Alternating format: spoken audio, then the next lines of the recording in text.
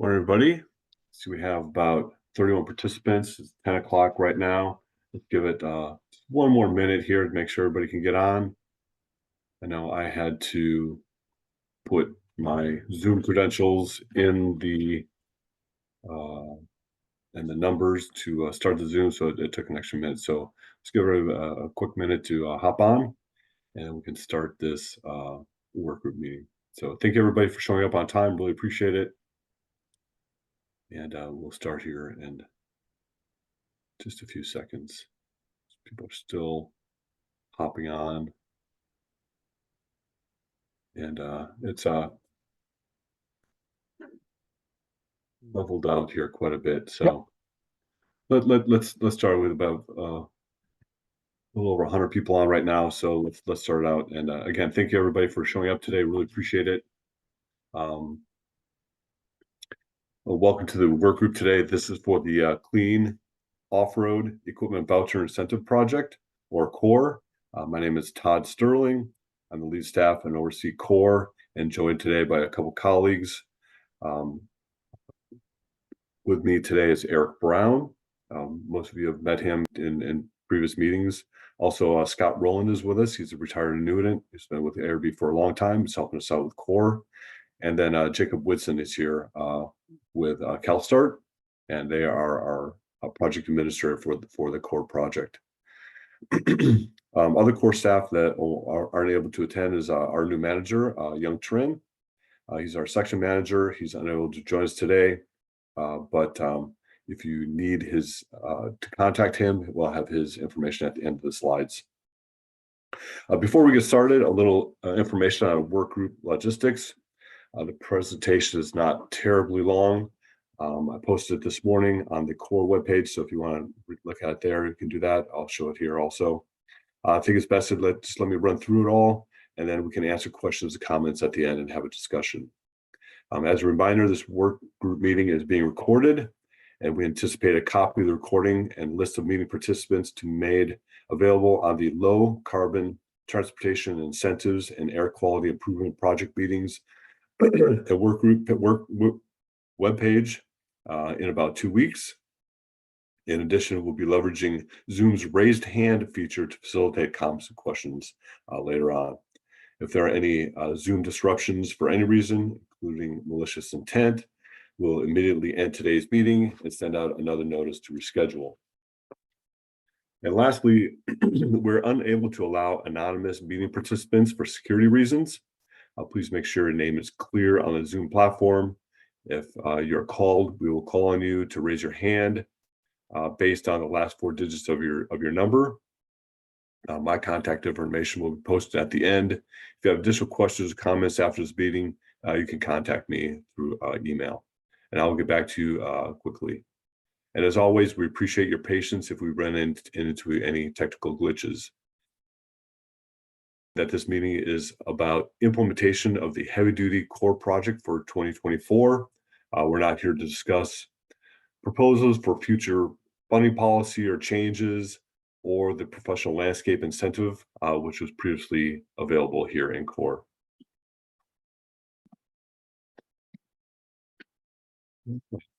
Already running into technical glitches. Oh, there we go. Hope everybody can see that. So CORE is just a little overview on CORE. CORE is the first come, first serve program. It's intended to accelerate the deployment of advanced technology in the off-road sector by providing a streamlined way for fleets to access funding, which will help offset the incremental costs of such technology. CORE targets commercially available products which have not yet achieved a significant market foothold. This program allows stacking, which means you can use this funding from this program and other incentive programs, but we'll still need to follow the incentive rules for each. Also, CORE does not require scrappage of one of your current pieces of equipment. There are enhancements for infrastructure, also small businesses, and operations in disadvantaged communities. So a little bit on the success of CORE so far. I think has been very successful, providing incentive funding for zero emission off-road equipment here in California. To date, we funded over 3,000 pieces of zero emission off-road equipment. Just in 2023 alone, about 1,200 pieces of equipment have been funded already. I'm happy to say that even with a reduced budget for 2024, we'll continue to provide incentive funding for heavy-duty zero-emission off-road equipment. So a little bit about the funding. The funding plan for the clean transportation incentives was approved by our board back in November at the board hearing. The board approved $14.3 million from the Air Quality Improvement Fund to support zero emission off-road equipment in core. In the past few years, we used prior year's funding that's remaining to fund the contingency list. This year, we'll add the prior year's remaining funds to the $14.3 million for this round of core.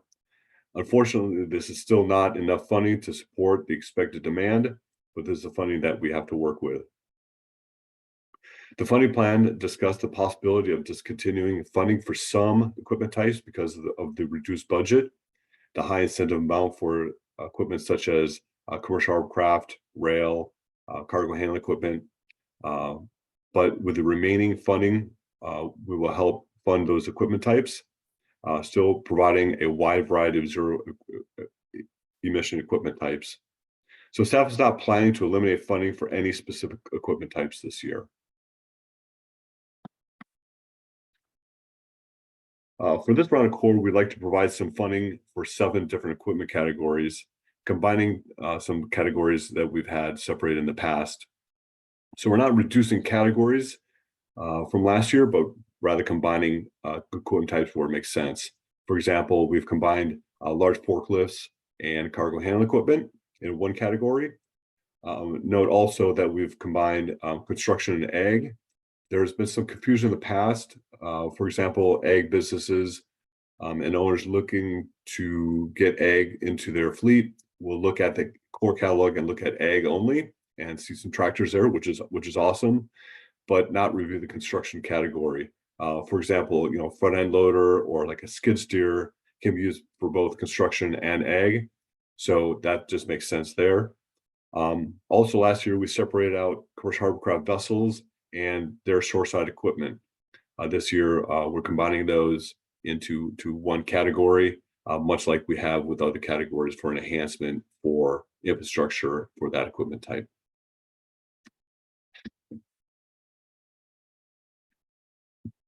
Another update that we like to do for this next year, since core, we've been relying on equipment OEMs to provide the cost of their equipment and the comparable cost of diesel equivalent.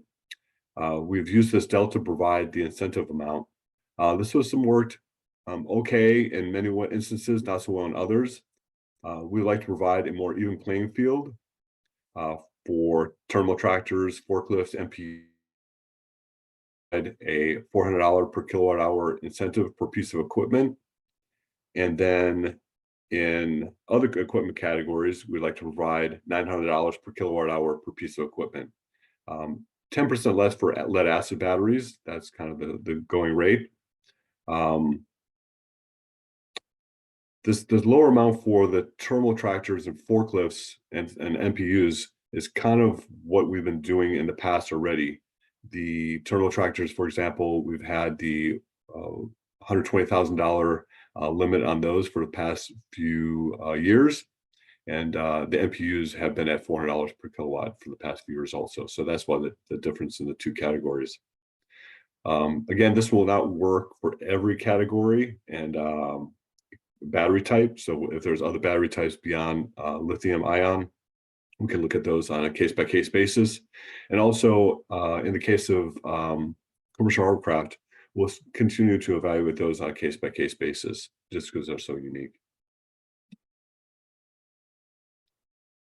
Some other updates we wanted to discuss with you guys. We received some feedback from the industry that the number of hours is not a good marker for use of zero emission equipment, but keep 3-year warranty. Right now, the implementation manual requires a minimum warranty of 3 years or 6,500 hours of usage, whichever comes first. So we'd like to just remove the hour threshold and just keep the 3-year warranty. I'd like to hear your comments on that. In addition, meetings with stakeholders have highlighted how we can work together to determine core eligibility. We're going to look at the equipment's primary function to determine eligibility and to which category the equipment will be listed.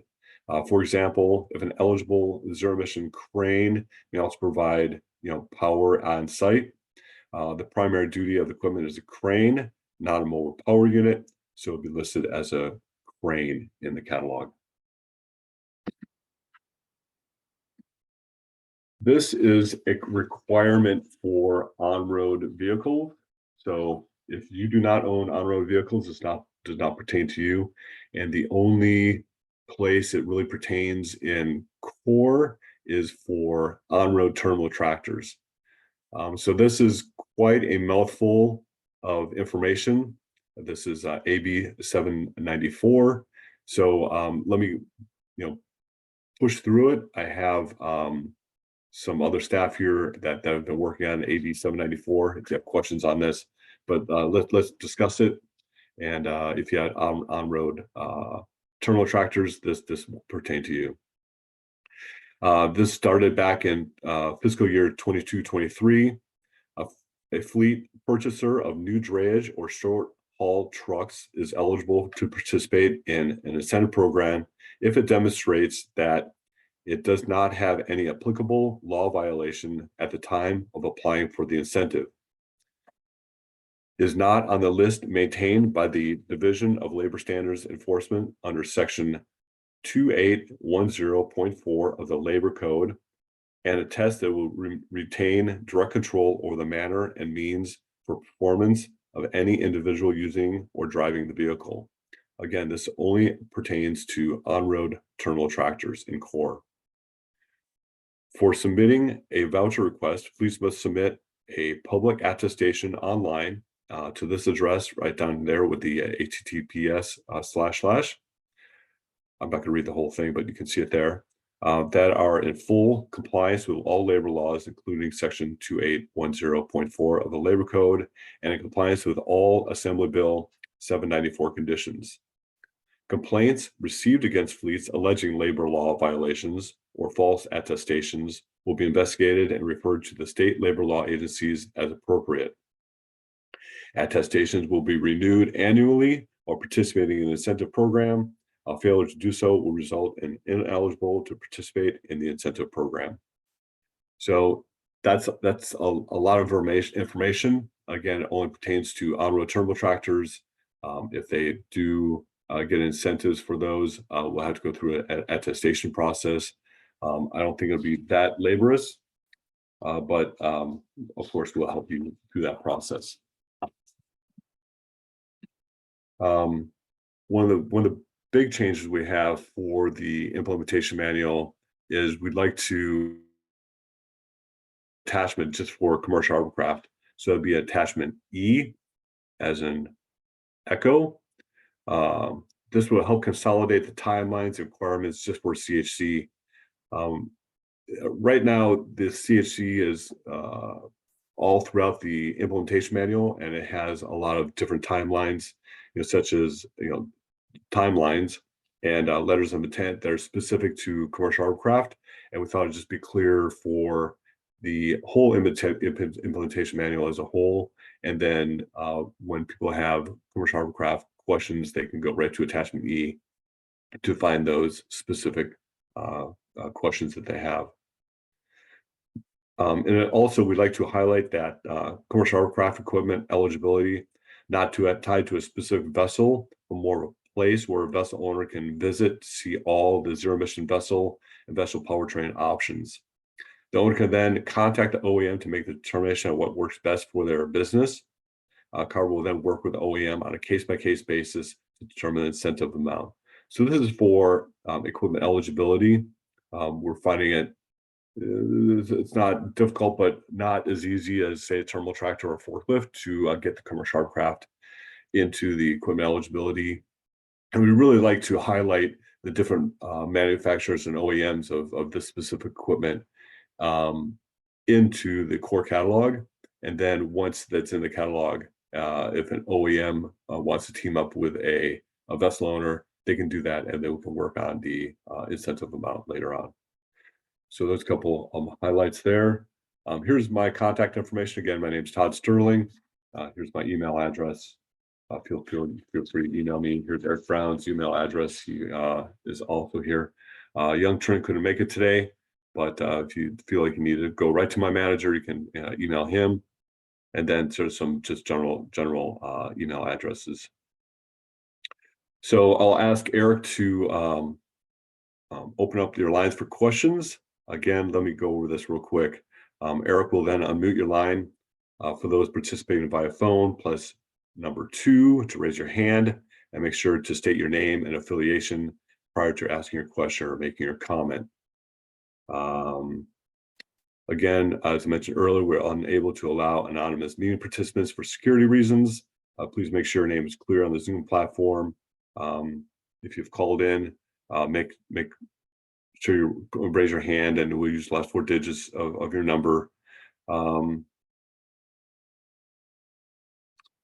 So we're really going to try not to use the chat function. We really like to talk to you folks, but if you want to chat, you can. That's the only way you can communicate with us, that's fine. We'll try to read your question and answer your question there. So from there, I'll open up to Eric, and can have some discussions here. Thank you very much, Todd. So just like Todd said, I'm going to go ahead and unmute your microphone. I'm allow you to speak on my end. You're probably going to have to unmute on your end, and just go ahead and state your name and affiliation with that. First comment or question is going to come from Tom Swenson. I've unmuted your microphone. You'll have to unmute on your end, and please state your name and affiliation, and let's get this party started. All right, thanks, Eric. Hey, I wanted to talk about the warranty proposal and eliminating the number of hours. So if you do that, we'll have to plan on sort of the worst case usage, and it's just going to drive the cost up.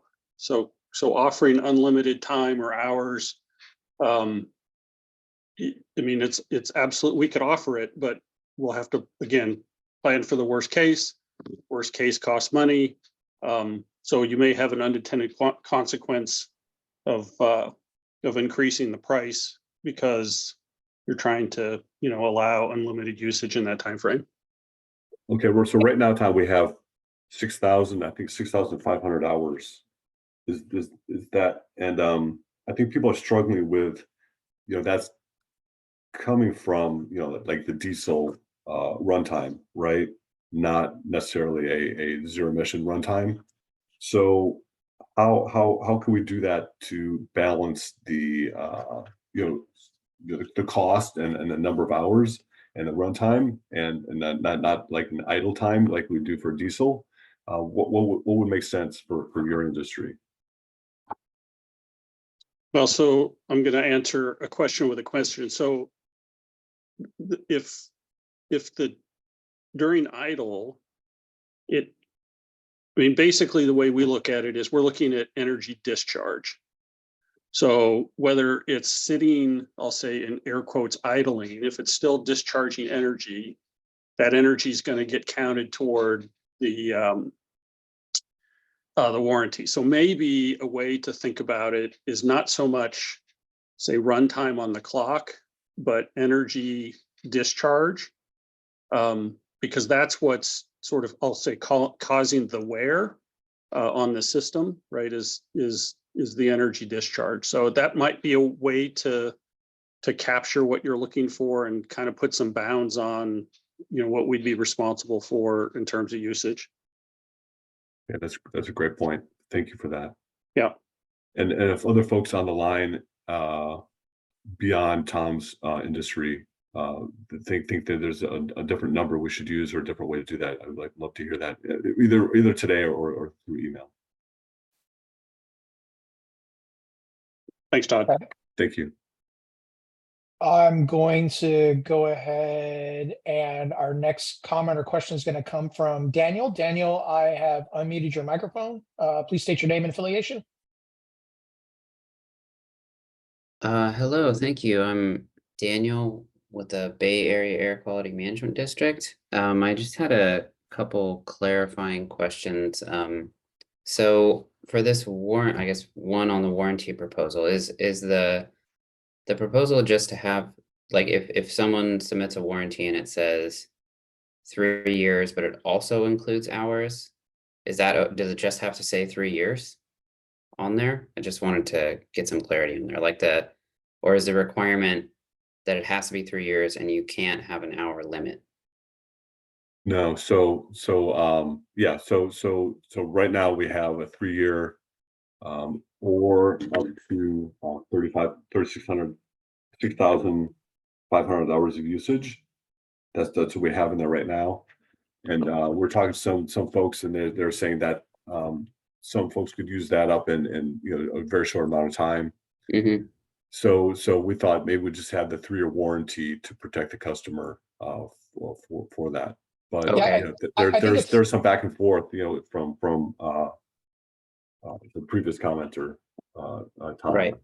Yeah, I think it's also kind of making that distinction between, like, what would be idle time and what isn't idle time. And like you said, just, Yeah. I understand that when we were talking before, that there is some wear and tear on that vehicle from it just being turned on, but it should that, 2,000 hours of the vehicle not actually, quote unquote, really performing work, should that, really count towards a warranty? And that's kind of that's where we're trying to figure out where to land on this. And if the us saying 6,500 really isn't protecting the customer, because they'll run past that without doing a significant amount of work on that Yeah. vehicle. I But think go ahead. yeah, I think it would also depend on how companies are tracking hours too, right? Like to the, I forget the gentleman's name that commented before me, I apologize, but in my experience with working with some of these manufacturers, like, they're not necessarily tracking, when it's idling, right? Like the hour meter, quote unquote, it's tracking when the motor is engaged. So, and I think maybe, that's something, but I just feel like having it be a 3-year requirement period. I don't even know if that's something that is like feasible, I guess. So I was just curious if you've heard that was like something that's actually feasible in the industry. I don't think I've ever seen a warranty that doesn't have an hour cap on it. Okay. And maybe we don't need to do that, but we've heard from some folks that might work. So that's why we're Yeah. having the public meetings to talk about this. That's Yeah, why. and I'm also just thinking about like the Moyer guidelines, right? Like in there for offered equipment, it says 1 year or 1,600 hours. So that's why I asked the question, is it like 3 years? Yeah, but anyways, I mean, I'd just be interested to see how that lands. Yeah, Core's always had the 3-year warranty requirement. Yeah. Okay. And then I was wondering about, so these are all just the proposed changes that you've talked about here currently, and it's sort of subject to change at this point potentially, or are these like all these changes are most likely happening? No, that's why we're having public comment. That's why we're talking about Okay. the public. Got it. We come up with these ideas in what used to be our QB, now and in our home office, and we throw them out there to the public. We get a lot of input and things that throughout the year that maybe didn't work out so well, or we think we could do better. Obviously this year the funding totals are driving some of these changes, but we're having this public meeting to discuss them. That's all. Okay, and you said there's 64.3 potentially available for the new cycle. Correct. And do you know? Yeah. Do you know when you plan on like releasing the manual and like opening the cycle in general? Yeah. So last year we finished up the implementation manual about June 1st. So I would hope to get it done about that time, and then to open up the core again sometime in July. Okay. And are you thinking about doing kind of like specific allocations to specific categories like you did last time? Like 10 million for ag and construction, for example, and this many, or is it just going to kind of be open-ended? No, it won't be open-ended. We'll definitely categorize those different categories I was talking about earlier. Let's see here. If I can. Yeah, I know you said you have 7 new categories, but I didn't Yeah. see that you're, because like you had specific allocation for like lawn and garden, and small, and I just was wondering if you were planning on Yeah, well, that kind lawn of and doing garden, these things again. yeah, that lawn and garden was a totally separate deal that came from that was a different bill that gave us $30 million to run that program. So like Todd Right. said, you'll see these are all the same categories that we had Mhm. before. Basically, we've just combined some of them where it makes sense. And we also Yeah. signaled the $14.3 million that was Mhm. that we authorized was probably that's all going to go to small businesses. So in the past, we've set aside some funding just for small businesses, and we'll do the same thing again this year. But we just have 14.3 million for small businesses. Okay. We Okay. got a lot of hands up, so I don't Yes, need to. that's Yeah, it. Sorry. you okay if we move on? That's I'm Dan? right. done. That's Yeah, right. of And course. you can always problem. Thank you reach for your out if time. you have more questions. Thank you.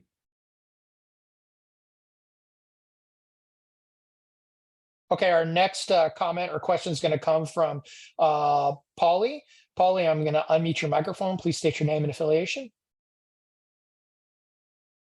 Hi, this is Pauli Ohea with the San Francisco Environment Department. And I know you've talked a little bit about the lawn and garden program, but you've talked about it as something in the past. And I'm wondering if it is indeed only in the past or if there's potential opportunity to continue to fund that program.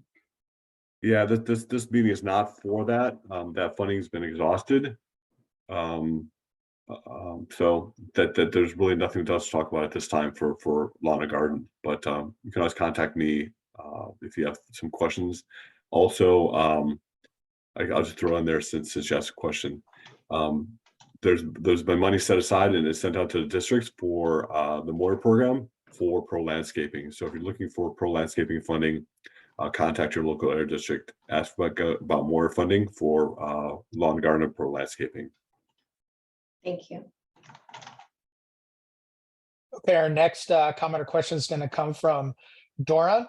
Doran, I'm going to unmute your microphone. Please state your name and affiliation. Yeah, good afternoon. This is Duran Moban with ITW GSC. Just a few questions. Number one is, what's the timeline and how do we requalify the equipment for this year's program? So yeah, so the timeline, if you have equipment in the program ready, that's annually. So we can look at your letter from last year and see when that needs to be renewed. Okay, So that's all done on an annual basis. And I just kind of went over the basic timeline. We hope to get the implementation manual done probably beginning of June, and then hopefully launch the core program again sometime July timeframe. okay. And can you guys just re-clarify the available funding? I'm a little confused with the 4.3 and the 50 million and how much is actually being funded to the program this year? So I'll take a set. So in the past, the legislature gave us funds for core. This year, the legislature didn't give us any money for core. So we got $14.3 million from a different fund here internally in CARB. So we got $14.3 million for the program this year. In the past, we had rolled that the leftover money, we had used it to fund a contingency list. This year, we're not. We're going to be rolling that money into core when we release. That's why we say approximately 50 million, because we're still in the process of clearing vouchers and going through vouchers, things on those lines. But by the time we open, so we anticipate when core reopens in July-ish time, we will have $64.3 million in core. Okay, was that 14.3 was set aside for SBA? It'll be set aside just for small businesses. Yeah. Okay, all right, thank you. Thank you. Okay, our next comment or question is going to come from Michael. Michael, I'm going to go ahead and unmute your microphone. Please state your name and affiliation.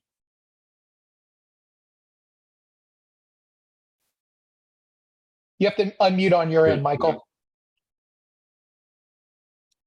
There you Hi, go. this is Mike Marzal, the president of XL Lifts.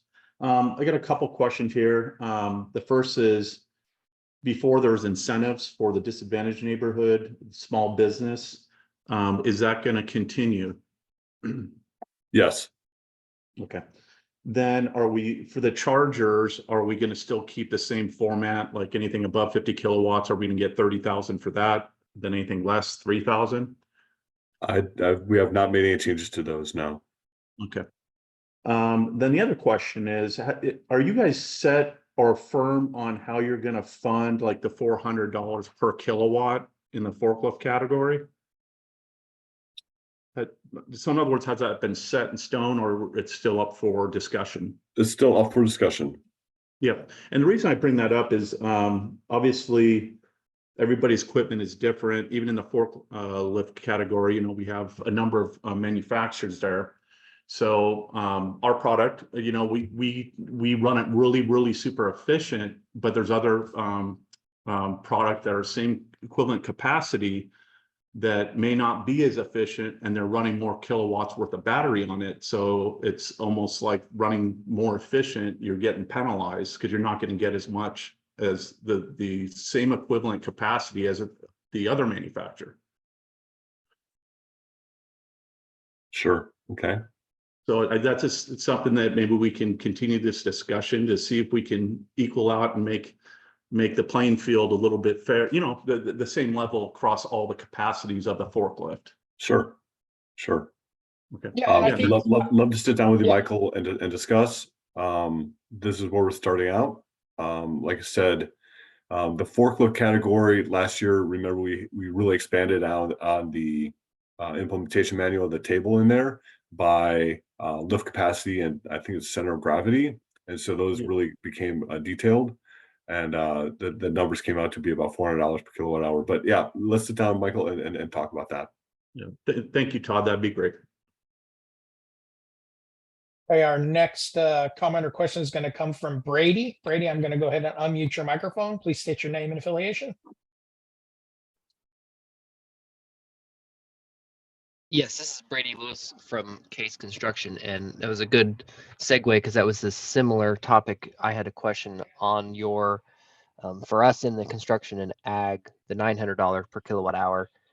I'm assuming that means that from the application standpoint for a new vehicle, is that going to change the requirements as far as the product cost information that we provide? Because now it's much more simple as far as here's the kilowatt hours and call it a day, or is there more to it? Well, No, I think oh, go ahead, Todd. I think that's a majority of it, Brady. I think that some like we've been struggling with this for the last couple of years. I've brought it up at several work group meetings in the past to try to come up with a way that's more equitable across the board. Now we have enough information that, you know, from lots of the applications to come up with these totals. It may not work great for everybody, but it should be equal for most folks. But again, just like I was talking to Mike, previous commenter, Brady, if you want to sit down and discuss how this works or doesn't work for you, I'll be happy to do that. Okay, no, thank you. And my question isn't really as much of I disagree with the number or anything. I was just trying to think of the amount of material we have to prepare for the applications. So thank you. Yes, it would be much simpler, right? Okay, our next comment or question is going to come from Julia. Julia, I am going to unmute your microphone. Please state your name and affiliation.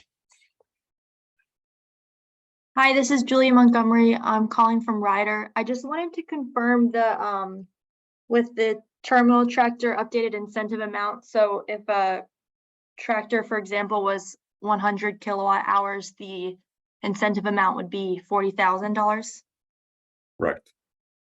Okay, thank Very you. simple. Perfect. Thank you very much. Our next comment or question is going to come from Edward. Edward, I'm going to go ahead and unmute your microphone. Please state your name and affiliation.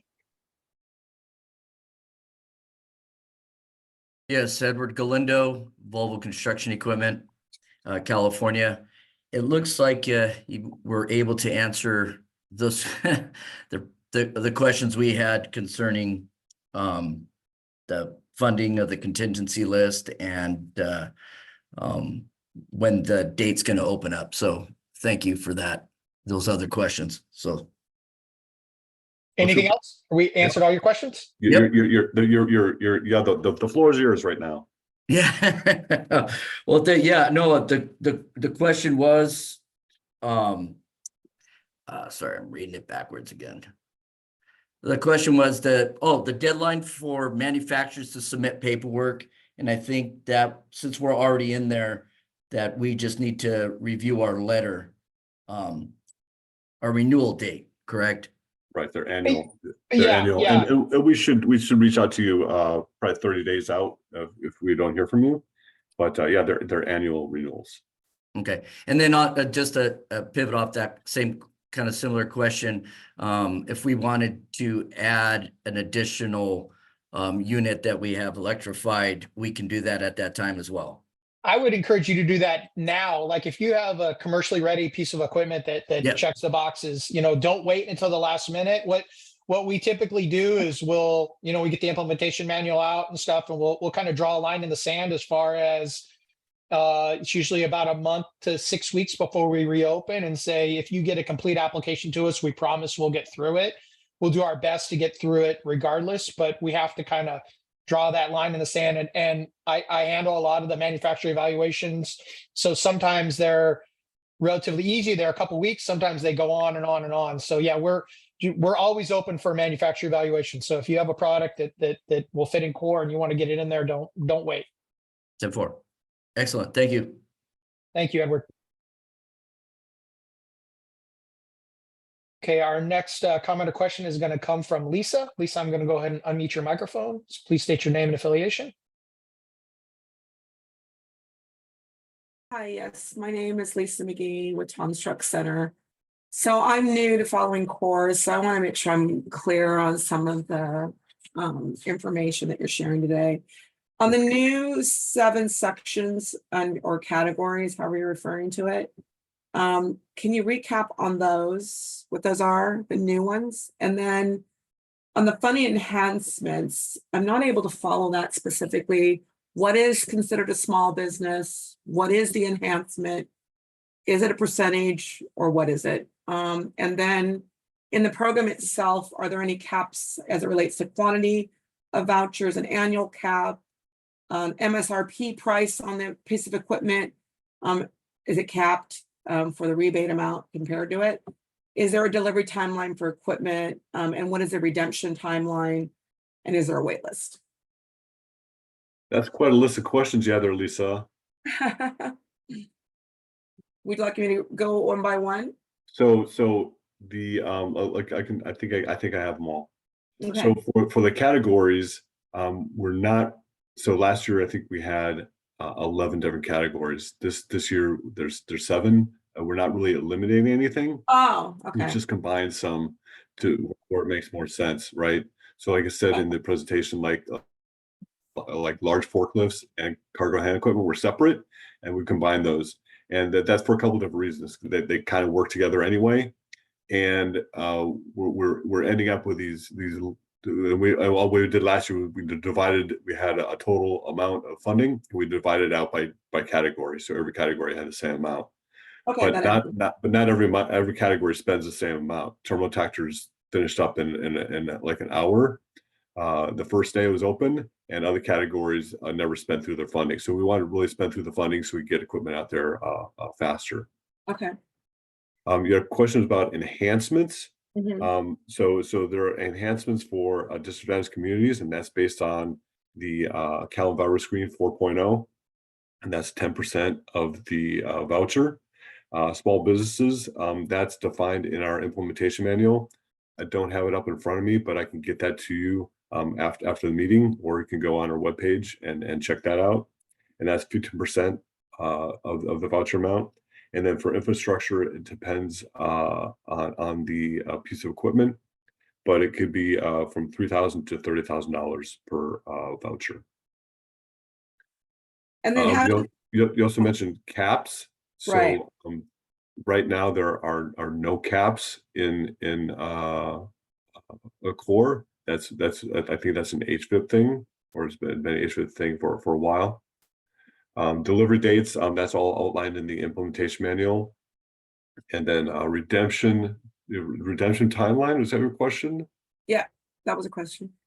So I don't know if that off the top of my head, it's also in the implementation manual. Why don't we go through that, and then if you have questions, you can always contact me. We can have a meeting to decide to discuss. And then how do you guys determine the wait list, or how does it happen, or does it happen? I'm not clear on that. So core is a first come, first serve. Okay, So that's what it is. I don't know if there's gonna be much of a wait list with the funding that we have this year, but if there is, and it'll depend on the funding we receive next year. okay, so that's helpful. I have one follow-up on the cap. You said there's no cap. What determines specifically in your program, what determines the rebate amount for a piece of equipment? So that's what we're talking about here on the slide here. Slide 6? Dollars per, Okay. right, dollar per cost per kilowatt Oh, hour. so that's what you're trying to get feedback on. You're proposing this change for the equipment rebate amount. Right, because right Okay. now terminal tractors, we have a set rate at $120,000 per terminal tractor. For other pieces of equipment, we do it on a piece by piece basis, and we try to determine the delta between a diesel powered piece of equipment and the equivalent zero emission piece of equipment, and that delta is the incentive amount. Okay, thank you. And is the 120 on the terminal tractor, and you're determining that also in this category 1 to determine whether you're going to keep it as Right. is, or you're proposing to change it to $400 a kilowatt hour? We're proposing to change it, exactly. Okay, got it. Okay, thank you very much. You're welcome. Thank you, Lisa. Okay, our next comment or question is going to come from James. James, I'm going to go ahead and unmute your microphone. Please state your name and affiliation. My name is James York. I work at York Engineering. My question is just that I know the Carl Moyer program and some other funding limits the ability to use new zero emission vehicles to comply with CARB regulations. My understanding is that's not the case for core, but I wanted to confirm that understanding. Right. So with all incentive programs here at ARB, we can't use incentive funding to comply with the regulation, but as long as you're in compliance with the regulation, you can use incentive funding. At least it is from the core side. So we will check if you have a voucher for, say, a commercial hovercraft. We will check with the commercial hovercraft to make sure that you're in compliance and have reported to ARB. But once that vehicle is purchased in your fleet, say it's an off-road vehicle replacing a vehicle in the off-road diesel regulation, you would report it in the off-road diesel regulation as an electric vehicle, right? Yes. Okay. We don't have any requirements like Moyer does, that you'd have to hold out for 3 years For 5 before you years, can report yeah. that. We don't have requirements like that. Okay, perfect. Right. Thank 3 or you. 5 years, depending on. Yeah, so we'll just check, like we check doors, make sure you're in compliance with doors. As long as Right. you're in compliance Right. with doors, then you're good. If the check shows that you're not in compliance with the off-road reg, well, then that would not allow you to get a voucher through core. Got it. Understood. Thank you. Thank you for your question. Our next comment or question is going to come from Klaus. Klaus, I'm going to unmute your microphone. Please state your name and affiliation. Oh, hold on, somebody just jumped down. There we go. Thank you, Eric and Todd. I would like to talk, first of all, Klaus Meyersig from Twin Disc. I would like to talk a little bit about commercial hovercraft. Todd, you mentioned in your presentation the problematic on the application for commercial hovercraft, that at this point in time, it really only allows to do one application for each vessel because the equipment has to be specified in very detail for it, and every vessel is different horsepower ratings, different consumers, and so on. Do you already have a specific idea on how you would like to reorganize that, if you want to reorganize that, or will we have some more detailed chance to talk about proposal from our side or others that are specifically involved in commercial hovercraft? No, Klaus, we'd love to hear from you and your ideas on how to make this program better, especially for commercial hovercraft.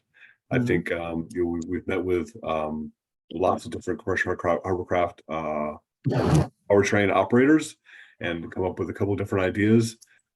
I think right now the vision that I see is some more of a like a clearinghouse type thing. So say a vessel owner could say they want to go for zero emission. They can visit the CARB core website and look at the different options that would be out there for them to go zero emission. And then once they decide on one of those options, then they could submit a equipment eligibility that would come up with a voucher amount for that specific vessel. It's so unique. It's not like a turbo tractor or forklift, right? So we're really trying to think outside the box here to see what works best. And love to hear your ideas on this, Klaus, moving forward. We can definitely. I think we could do that in 3 or 4 or so packages, which have some flexibility in each, like a twin installation, a single installation, maybe an additional redundancy level also, and requirements of Coast Guard and class and so on considered as well. I think there are good possibilities doing it. I think a lot of people here might not be very interested in those details, but can we arrange something to talk in a little bit more detail on that? Yeah, why don't you shoot me or Todd a note, and we'll talk offline. I think that's kind of some of the stuff we're looking for is, we have a lot of data on a lot of this other equipment that we're talking about, coming up with thresholds for the cost amount, and commercial hovercraft is relatively new. So, what are those thresholds? What are those like, cutoffs or packages where if somebody says that they want a powertrain that does 200 kilowatts, like what are the good sections, and what can you get kind of, in effect, kind of pre-approved for, and then work it through. So I agree, probably not everybody needs to hear about it on this call, but we'd love to talk to you some more. Yeah, we already have some good ideas, so I will shoot you an email after this, and then we can talk a little bit more detailed about that. That's great. Super. Thank you, Klaus. May I also comment on one thing that came up at the very, very beginning to the warranty? We are dealing with a lot of different equipment where some of it operates maybe 1,500 hours per year, others 5,000 hours per year. The 3 years make absolutely sense. Is there maybe a chance of saying you specify a minimum amount of hours, which minimum has to be met, but we as equipment manufacturers have a very good idea which industry our equipment goes in and what kind of typical hours there are, and you let us specify the operating hours per year or per 3 years, as long as we are meeting a minimum that you are specifying. Yeah, we already have a minimum requirement for hours for the equipment. I think it's per year. So we already have a minimum. What we're looking for here, Klaus, is what's that?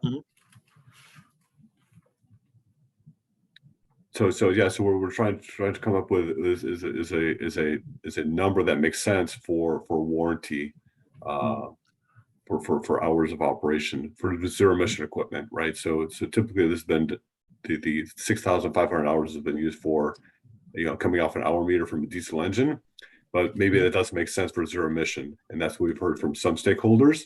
So we're just trying to determine if, and maybe it's different for different equipment types. Maybe forklift is different than a commercial hovercraft as far as our engine hours, or powertrain hours. So we'd love to hear from you, Klaus, on your take on that from your industry, and same with other industries that are still on the phone. What makes sense for you guys? Absolutely. Okay. Thank you. We will do that. Super. Thank you, Klaus. Thank you. Okay, our next comment or question is going to come from Leonard. Leonard, I'm going to go ahead and unmute your microphone. Please state your name and affiliation. Hi, my name is Leonard. Excuse me. My name is Leonard. I'm with PLM Fleet. This question might have been answered, but I might have missed it. Did did you guys say that, I know you're focusing on small businesses like you did last year, but will there be any funding for disadvantaged communities or is in the future, or is that scratched for now? What's that look like?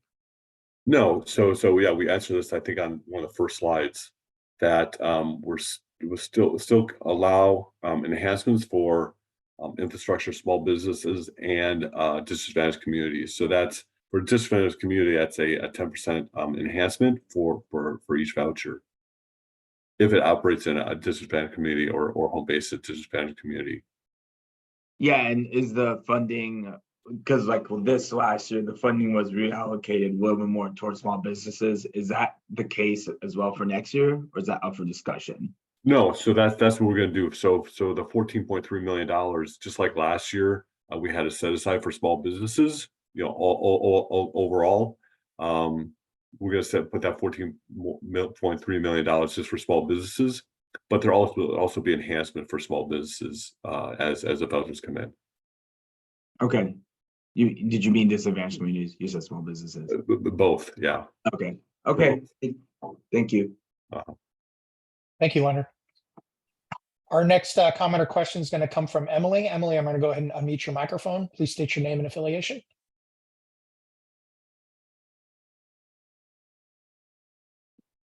Still muted on your end. There you go. There you go.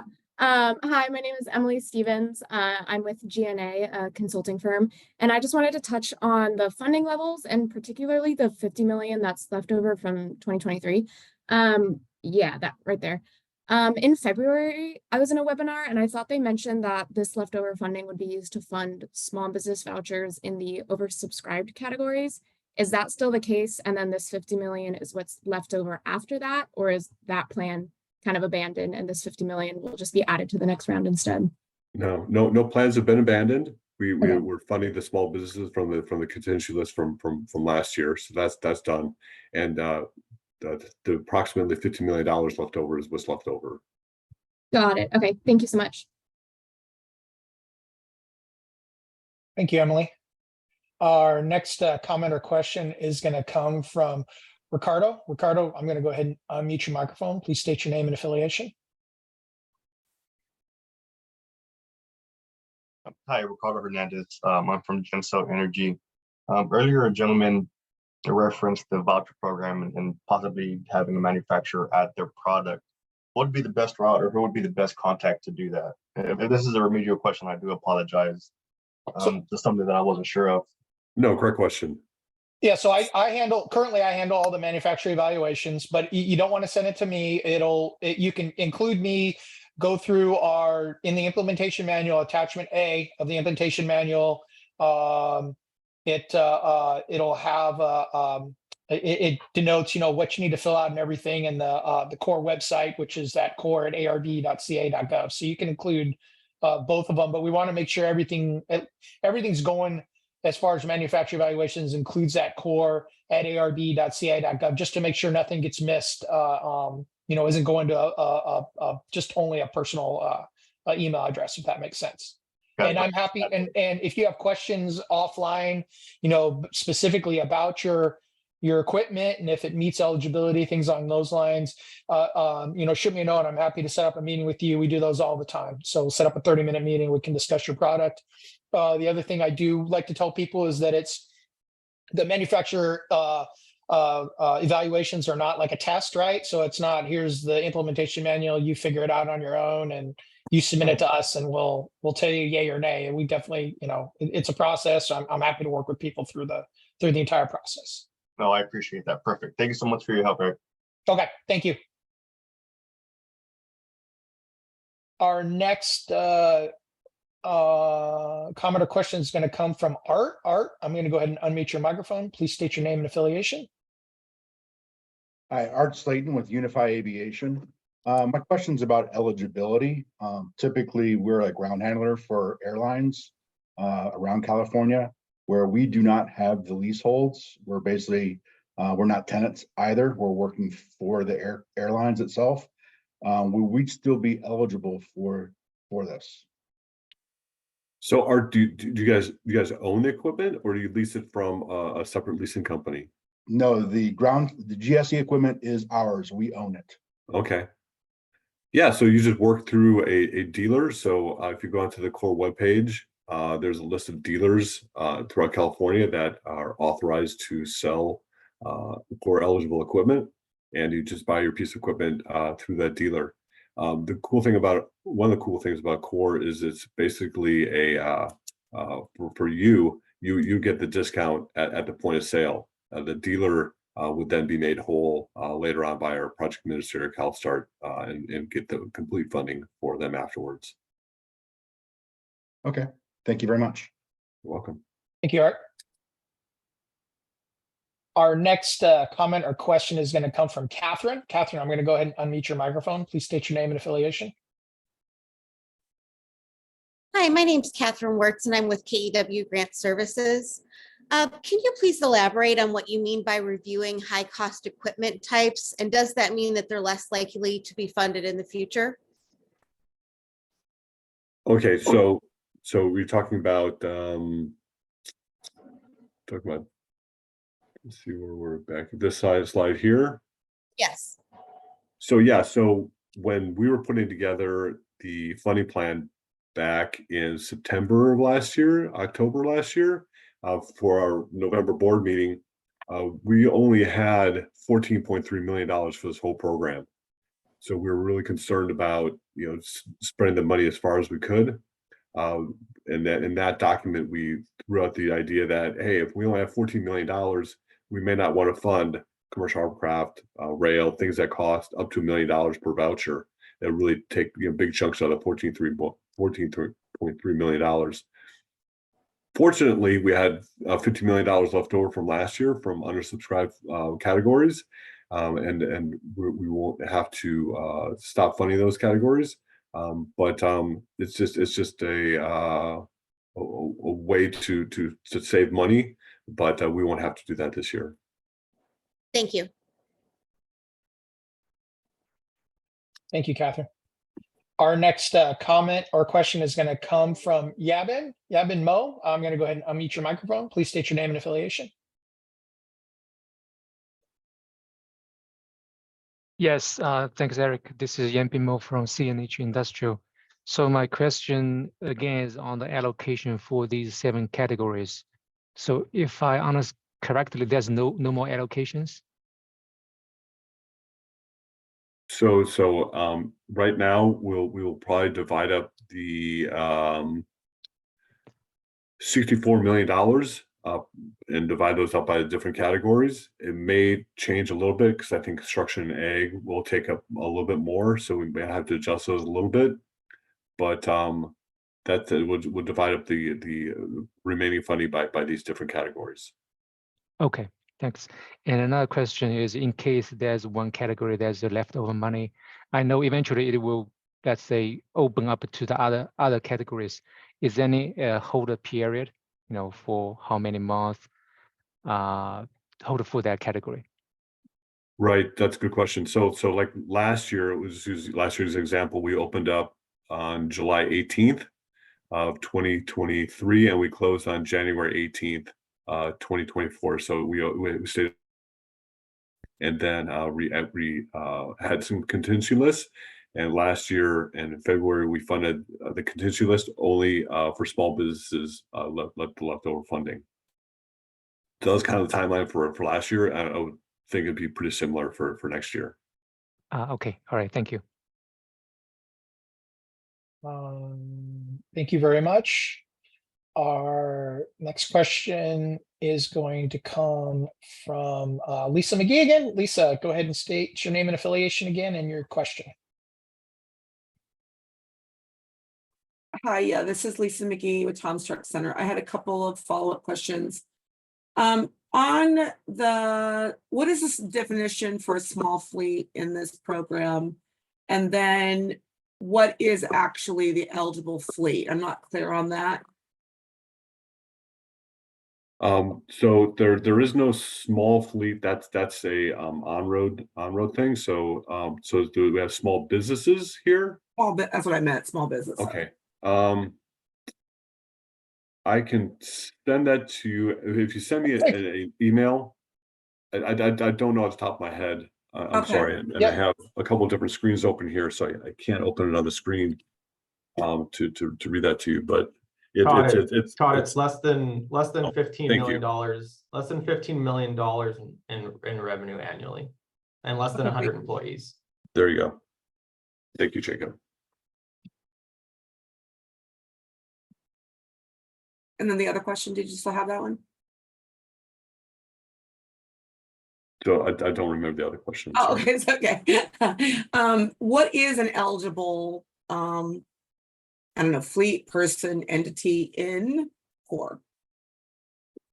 So as long as it's a commercial entity in California, they are eligible here in core. Okay, thank you. Yeah, I think it'd be helpful. We'll get you the implementation manual to go ahead and take a look through. And then if you have additional questions, we're happy to meet with you offline and discuss them. Okay, thanks. Okay, our next comment or question is going to come from Joe. Joe, I'm going to go ahead and unmute your microphone. Please state your name and affiliation.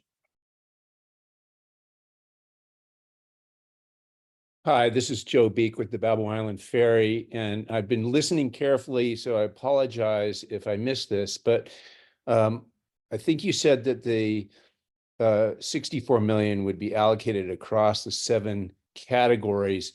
Will it be allocated evenly? Because I think last year, each category had a different allocation, or is that yet to be determined? Well, last year we divided them equally among the different categories. I'm thinking the construction and agriculture may have to receive more funding just so that we don't have this huge contingency list. But right now it's open. So yeah, your comments would be much appreciated, Joe. Thank you. Yeah, I think kind of what we're trying to do too here is you can kind of tell which ones were undersubscribed, right? So we're trying to combine some of those categories that were undersubscribed, so they're so everybody's kind of on the same level. And like Todd had said earlier, we're not, shipping money back into the program, getting everything spent. Okay, so our next comment or question is going to come from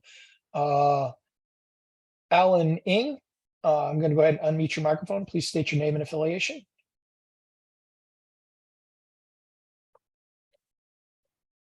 You're still muted on your end, Alan.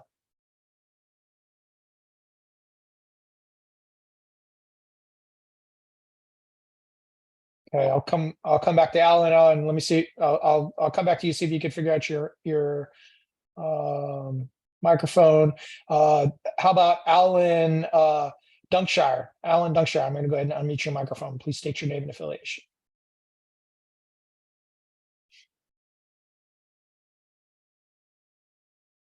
There we go.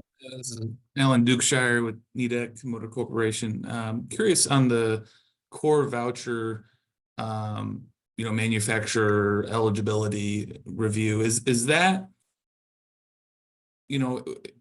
how is that related to the airborne toxic control measure zero emission technology certification? I mean, would those go hand in hand, or would those be completely separate, or what, as far as that certification eligibility process? So it's go ahead, Todd. No, I was going to say, do you want to take this, Eric? I'm not quite following your question. So have you taken a look at the implementation manual and attachment A that's currently in the implementation manual?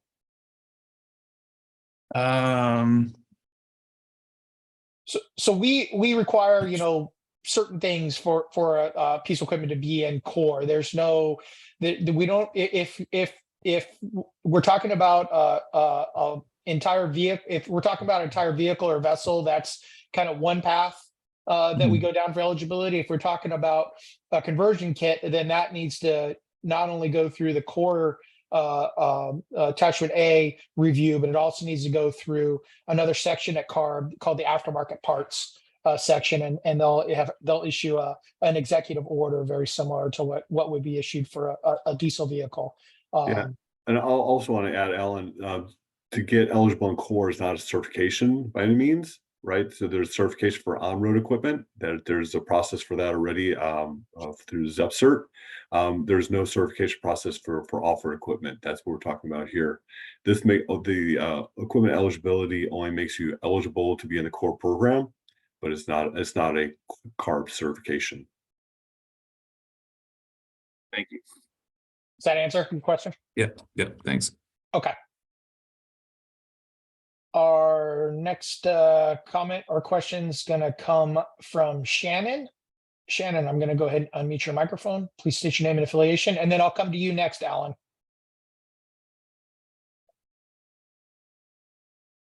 Shannon, I'm sorry, not Sharon, Shannon.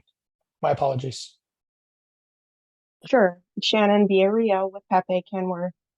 And I actually have a question. I apologize if it's been answered, but I'm trying to understand the spirit of the decision to take undercommitted funds and roll over to the new year or to the new funding cycle when there were some of us that were in categories that were oversubscribed and resulting in a cancellation of the voucher.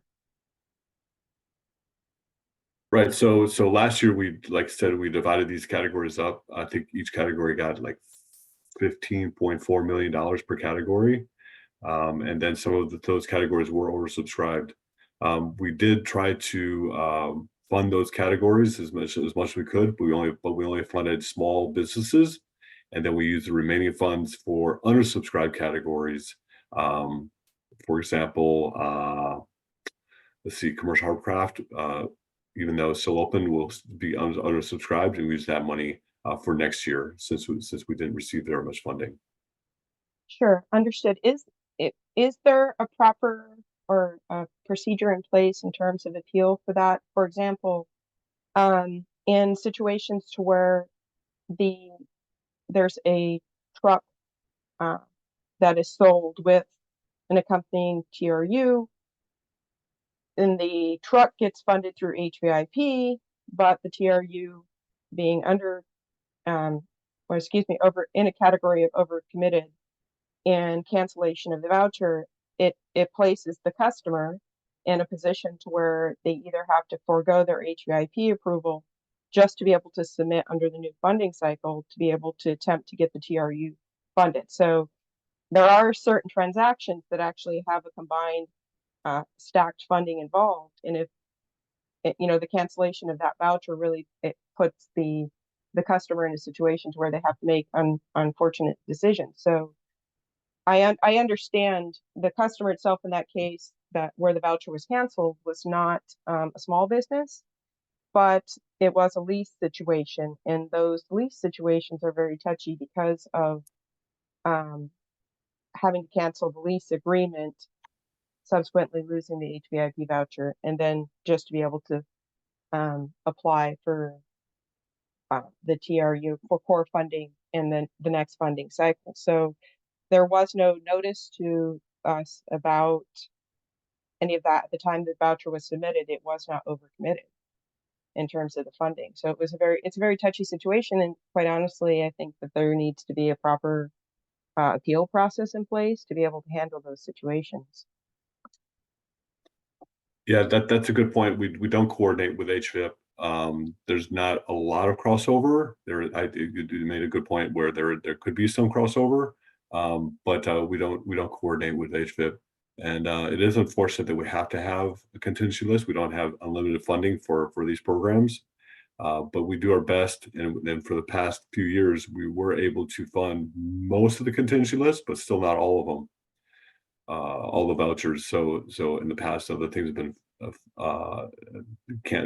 voucher funds have been canceled, and it's really tough to say if even on the first day, like when terminal tractors got oversubscribed, it's really hard to say if you stay on the contingency list or not. There's some places where instances where voucher funds get canceled and people can move up from the contingency list and get funded, and others where there's not. So it's a tough situation.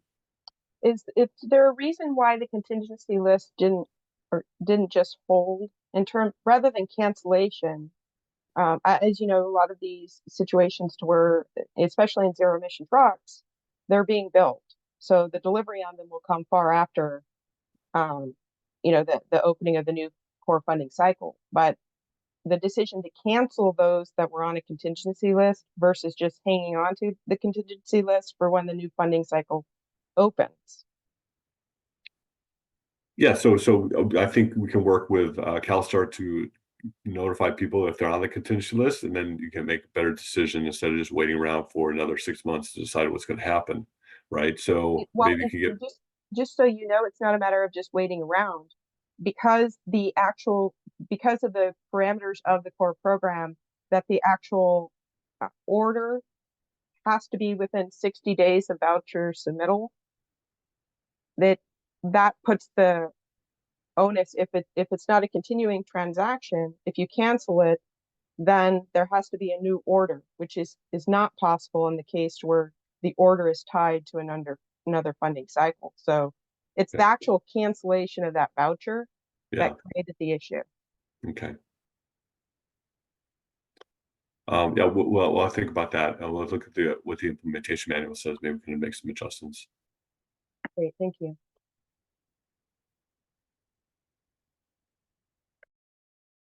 Okay, I'm going to go ahead and try Alan again. Alan, Alan Ng, I'm going to go ahead and unmute your microphone. Please state your name and affiliation.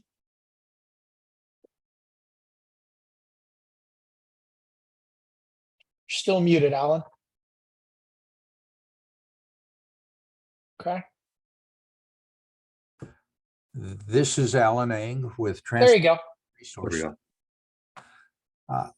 I am working with several California companies. I am an out-of-state dealer. Do I need to register with ARB? So if you want to be a dealer in the core program, you would just work with our partners at CalSTART.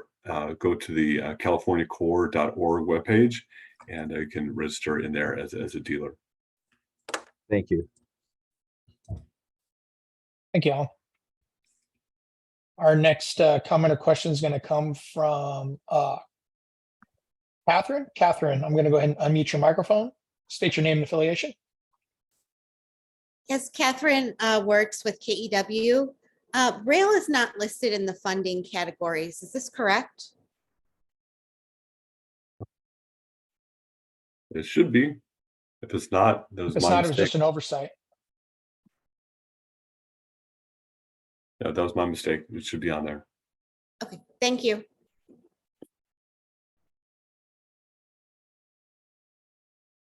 Good Okay, catch. Thank you. Our next comment or question is going to come from Kelsey. Kelsey, I'm going to go ahead and unmute your microphone. Please state your name and affiliation.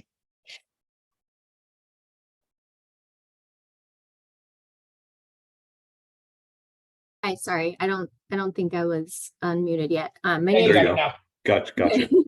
My name's Kelsey Payne from Tech Equipment.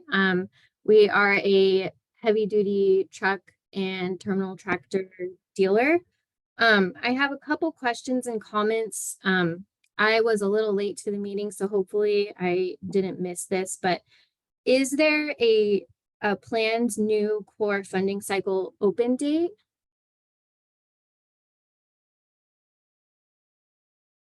Not currently. We don't have an open date set. We're going to open in probably sometime in the past. We open around middle of July, so that's the plan. But we don't have a date picked yet. So that is still set for probably then like summer 2024. Correct. Okay.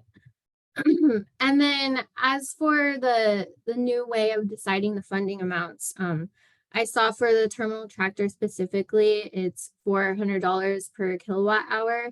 And it seems like you're open to comment on that. Is that correct? Yes. So, I mean, just quickly to kind of give you an idea, for our product that lowers the incentive amount by about 36,000 from the base. A current diesel truck versus, or sorry, a current diesel terminal tractor versus the electric is about a $225,000 difference right now for a new quote from us. So just to kind of give you some perspective there. Okay. And that's it from me. Super. Thank you, Thank Kelsey. you. I am currently not seeing any other hands raised. If anybody else has any other questions or comments they'd like to make, feel free to go ahead and raise your hand at this time. We got the time. We're here to listen to your comments. Our next comment or question is going to come from Marcus. Marcus, I'm going to go ahead and unmute your microphone. Hey, good morning, everybody. Thank you for taking the time to do this. Just had a quick, I guess, comment. Marcus, with Photon Marine up in Portland, we do electric propulsion for outboard systems for small commercial watercraft. This is more a question, I guess, or comment more around some of the stipulations of the product remaining in the state for 3 years. And this isn't really for us, it's more for the boat builders that we've been talking to a lot. There's a handful of boat builders in California that kind of their biggest feedback or frustration with this program is that, you know, they build 7 to 10 boats a year and they're in California. So they're part of the economy, but a lot of their customers are outside of California. And so they were curious if there was any way to relax that regulation. You know, and I totally understand it's California money, let's keep it in California, but just curious, I guess, on behalf of the boat builders that we're working with, if there was any flexibility in that rule. No, this is California taxpayer money. We want this to stay here in California for at least 3 years, which I think is pretty short anyway. So yeah, no, that's not negotiable. Sure, I figured, just figured I'd throw it out there. Thanks. Well, and the other thing too is, you know, they got to be compliant with the commercial hovercraft regulation also. So that kind of goes hand in hand with the core funding. So awesome, thanks. Okay, our next comment or question is going to come from Art. Art, I'm going to go ahead and unmute your microphone. Please state your name and affiliation. Oh, nope, you lowered your hand. You don't want to talk? Oh, there he goes. Go for it, Art. Hey, this is Art Slayton again. I had one more comment or kind of question. So one of the things that we're finding is that, you know, we want to participate in this. We're looking to turn our fleet towards more battery existing right now anyway, even not going through core.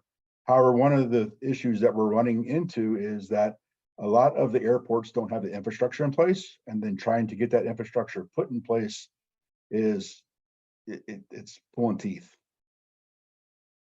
Has there been any evaluation done by CARB as far as what the status of infrastructure at the airports in order to support this? Yeah, I don't know if there's been any studies or anything done. I know a few years ago there was a push for some airport GSE regulation for zero emission for regulation done by CARB, and that kind of fizzled out. I don't know if there's anything like that. Maybe we can check with our partners over at California Energy Commission. They do a lot of the infrastructure enhancements to different properties throughout the state. Maybe we can work with them, Art. Okay, yeah, thank you very much. If you send me an email, I'll send you some contact information over at CEC. All right, thank you.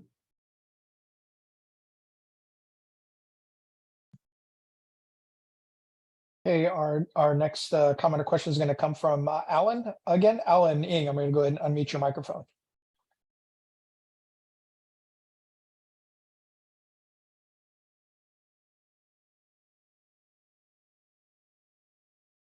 My mistake, no question.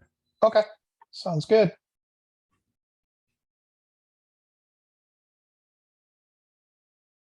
Our next comment or question is going to come from Lisa. Lisa McGee, go ahead and unmute your microphone and please restate your name and affiliation. Hi, yes, I'm Lisa with Tom's Truck Center. So I wanted to kind of echo some of the comments that I heard as it relates to the terminal tractor by one of the last commenters. When you look at those terminal tractors and the MSRP price on them, you're definitely, I think, creating a barrier, I guess I'll say, because the terminal tractors, only have around 112 kilowatt hours for these Class 8 tractors. And so taking this calculation of your 400 puts us substantially lower by about 40% to 50%. So something to consider as it relates to that size AV tractor that requires enough capacity to move it along. Hoping that you guys can revisit that. It's certainly not like a forklift or a small piece of equipment. What would you, I'll throw it back to you, Lisa. What would you suggest? What's the right, I mean, I think that's what we're kind of here for, to try to figure out is what, you know, what's the right number for that, you know? I mean, I guess if we're going to go off of your proposal here, it should at minimum be in the 900 kilowatt hour category. Just for terminal tractors. Yep. I mean, it's still taking a hit, but I think it's I think under your proposal, it would be a fair modification. Yeah, because I would say, you know, we knew, I think that 120, because we lowered that before, right, Todd? So it's 120. So we knew we weren't paying. So terminal tractors already were not like getting the full delta of the other things, because we had set that pricing at 120. So I think that's kind of the rationale we were taking also when it came to terminal tractors. But that's a good comment, Lisa. Yeah, no, it is a good comment. And I know we're just throwing it out here to everybody today, but think about it and get back to us and tell us what you think through email, or we can sit down and have a meeting. We'd be more than happy to talk about this. All right, thank you.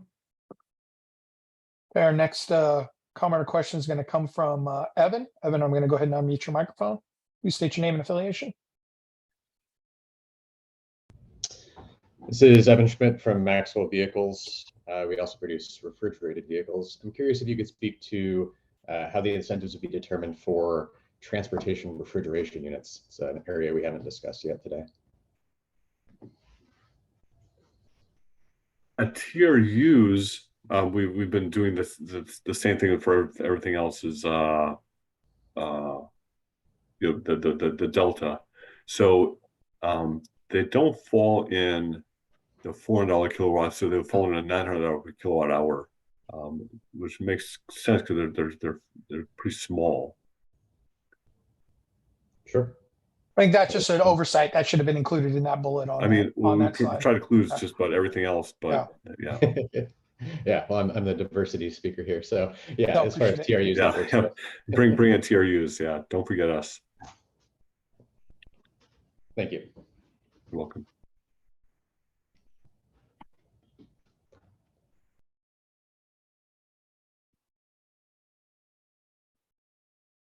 Looks like Lisa McGee. Go ahead and state your name and affiliation again.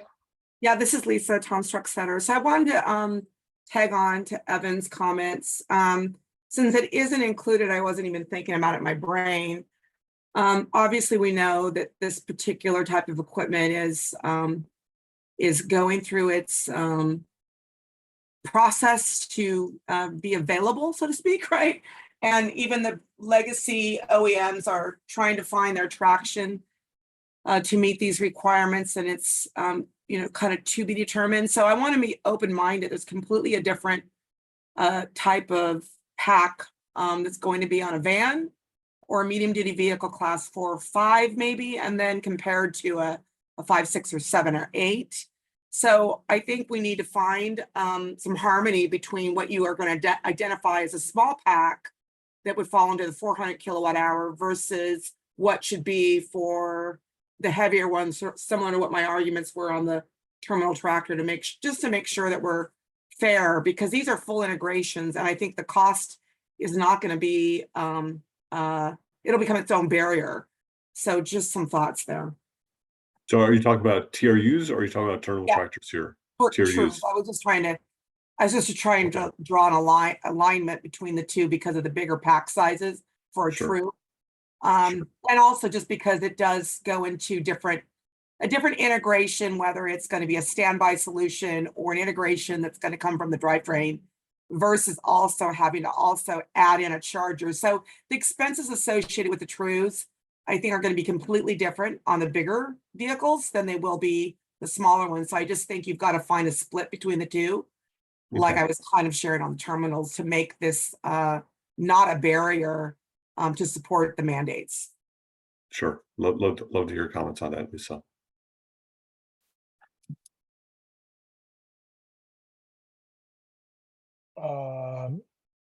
Let me go ahead.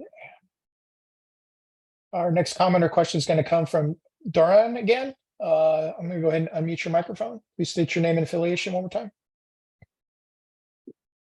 Hi, so Duran from ITW GSC again. Just real quick, I mean, there's still, it sounds like there's a lot of question and clarification on the voucher amounts that need to happen. I know that we said timeline for implementation manual completion is June, open up in July. Based on prior years, it was pretty much once the implementation manual came on, that window to when the program opened was very short. You know, for those of us that have customers that have to go for an AFE review or build a business case to actually procure the equipment, you know, it takes the airline several months to do that. So I'm wondering if between maybe now and then, maybe the end of May, end of April, early May, if there's a little more clarity on voucher amounts that we can present to our customers so they can at least start preparing their business case to get financial approval to cut POs. Because that process for them is about a 3 to 4 month process. So is there any way that we have kind of between now and then a little more clarification, another call or something to clarify what the potential voucher amounts would be so we can present that to our customers? Yeah, we can try to do something like that, Doran. It's maybe we can have another work group meeting, or maybe we can release the implementation manual a little bit earlier. That would be greatly appreciated. Thank you.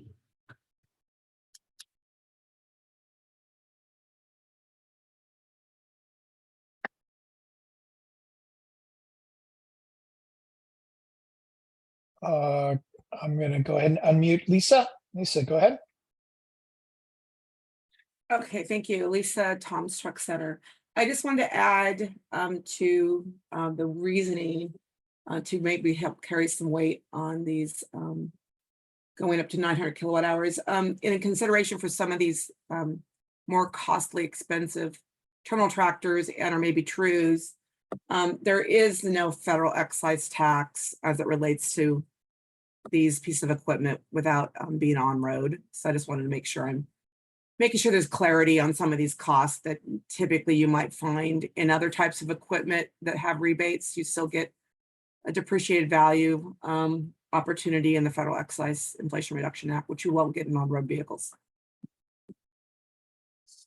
Okay, super. Noted. Thank you. Hey, Kelsey, I'm going to go ahead and unmute your microphone. Please state your name and affiliation. I believe you spoke already. Yes, Kelsey with Tech Equipment. Just kind of going back to the terminal tractors, the cost per kilowatt. It seems that the $400 per kilowatt hour, the terminal tractors are grouped with the forklifts. I would really just suggest not doing it by kilowatt hour at all, especially if the terminal tractors are going to be in their own category. I would prefer if the dealers and the OEMs could kind of share that diesel parity across the board and help that determine what the needed incentives are. Yeah, I think some of our struggles in the past too are right. You know, to kind of use like a car analogy that, you know, are you comparing a Honda to a Mercedes? Or are you comparing a Honda to a Honda? I think that's kind of what we're trying to figure out too, as far as the diesel equivalent. We're trying to, you know, obviously trying to come up with a way to kind of level the playing field and make it less subjective, right? This isn't a subjective number that we're coming up with. And we do have some data behind it, but yeah, we're trying to figure out where these numbers land, but we're trying to take the subjectivity out of it if we can. Yeah, so I would be happy to share some of our own information later, maybe through email or in a later meeting if you're open to it, for 100%. our own diesel equivalent versus the EV. That'd be great, Kelsey. Thank you. Okay. Terry, I'm going to go ahead and unmute your microphone. Please state your name and affiliation. Hi, good morning. My name is Terry Mannies and I'm with Orange EV out here in Kansas. And I missed the first part of this meeting, so you may end up having to repeat something. Originally, the budget for 24 was supposed to be 14.3 million, and that was all going to go to small businesses. But now you're taking, if I'm understanding correctly, being late, you are taking the 50 million that's left over and you're adding it to 2024. Will that, what would that be? Sorry, I don't do math. 64.3 million all still be for small businesses only, or will it be open to businesses of all sizes? So right now, Terry, we're looking at the 14.3 for small businesses only, sort of like we did last year with the small business set aside. And then that put out the $50 million for other categories to fund different business sizes. Okay. Okay. Awesome. Including small business. So that 50 million could also include small business, Right. but it's not a carve out specifically for small businesses. Okay. Okay. That's awesome. That's awesome. So when we were talking about this last year, we didn't know we'd have $50 million left over. We just thought we'd have the 14.3. If that's the case, then we're going to use it all for small businesses. We're still going to use it all for small businesses, but it's nice to have that extra $50 million for other categories. Why, yes. Yes, it is. All right. And then I will just ask one more question. Obviously, terminal trucks are not being cut because there we are. I can see us in there, but I missed at the beginning. Is there going to be any sort of imposed limit on the amount of dollars for the terminal truck category? Yeah, we've talked about this a couple times. Yeah, and I'm sorry. No, it's okay. So here are the different categories. We also need to include rail in here. Yes, sir. So, last year we divided these up equally. This year it might not be so equal. We're going to try to come up with a way to fund these categories. So we spend all the funding. So we're not ending up with another $15 million like next year. Okay. That's what we're going to try to do. Okay. Awesome. Thank you. And I'm sorry I missed the first part. And No problem. You're a busy person. You have plenty of things to do. Thank you. Thanks, guys. Yeah, I am not seeing any other hands raised or questions at this time.